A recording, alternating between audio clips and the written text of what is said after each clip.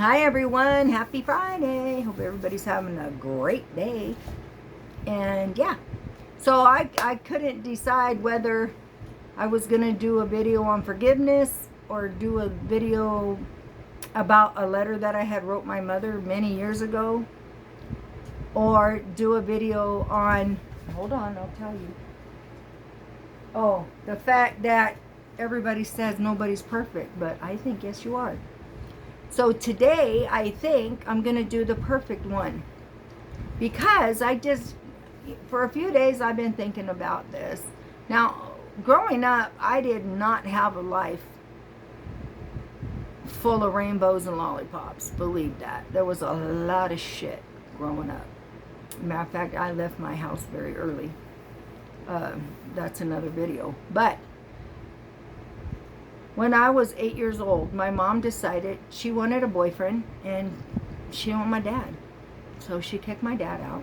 He was gone. I hardly ever saw him, because every time he came, she would be just bitch on feet and horribly, horribly nasty to him.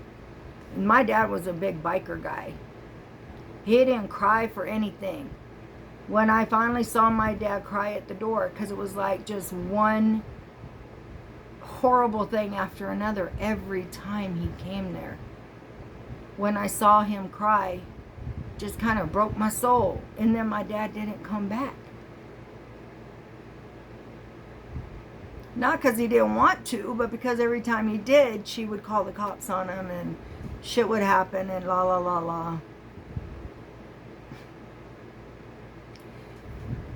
And so my mom brought this person into the house. She had 2 children with this person. The first one died. I'm the oldest of 9, by the way. So the first one passed away.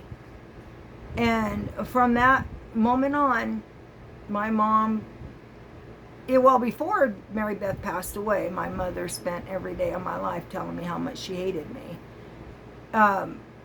But after my sister passed away, she always said, why didn't you die instead of Mary Beth? So I had not only the I hate yous constantly, but why didn't you die instead of your sister? And I knew it was because I looked just like my dad. And every time she would try to degrade that man, I would go, no, wait a minute. I'm not stupid. I saw what you did. I don't give a shit if I was 8 years old or not, right? I remember everything.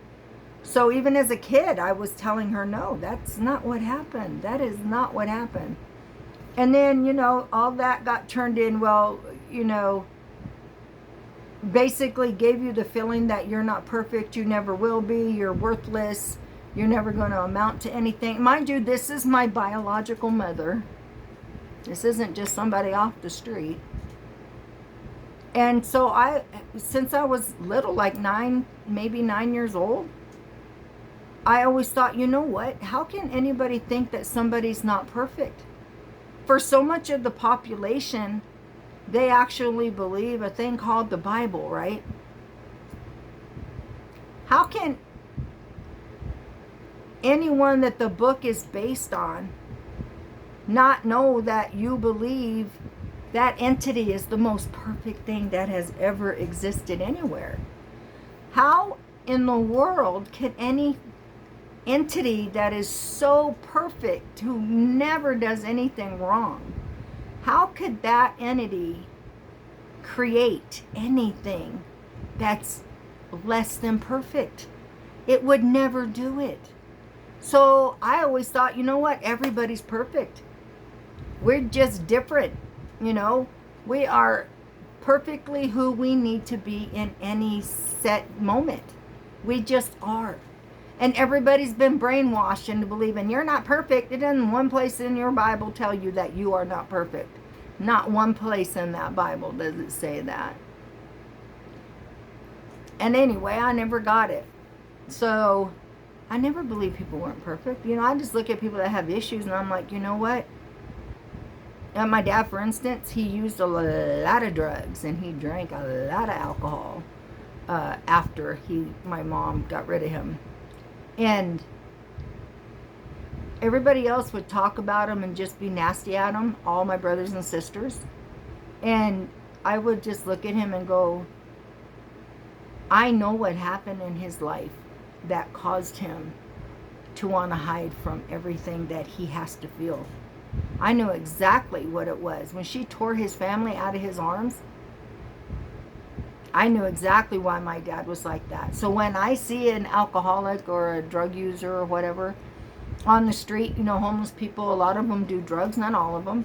But I always look at them and I think, what happened to you in your life that you don't believe you deserve more than this?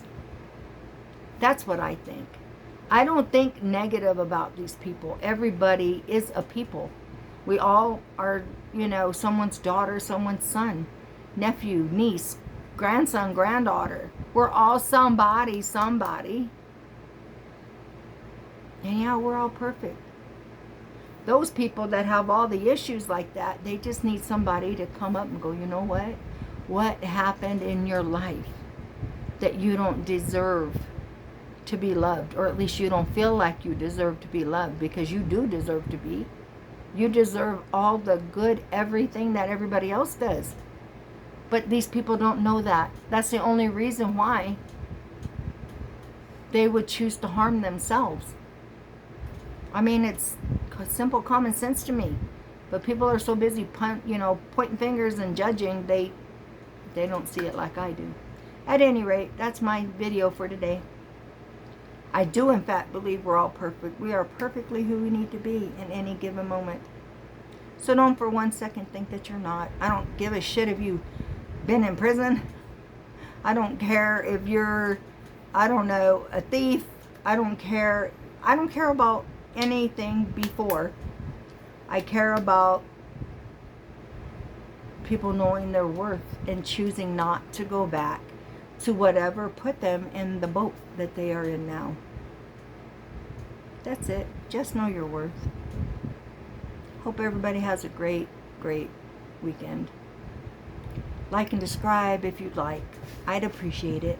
Please leave a comment, because I can talk about all kinds of stuff.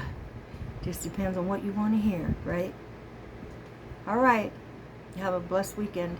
And I hope everybody has many reasons to smile. Till next time. Much love. See ya.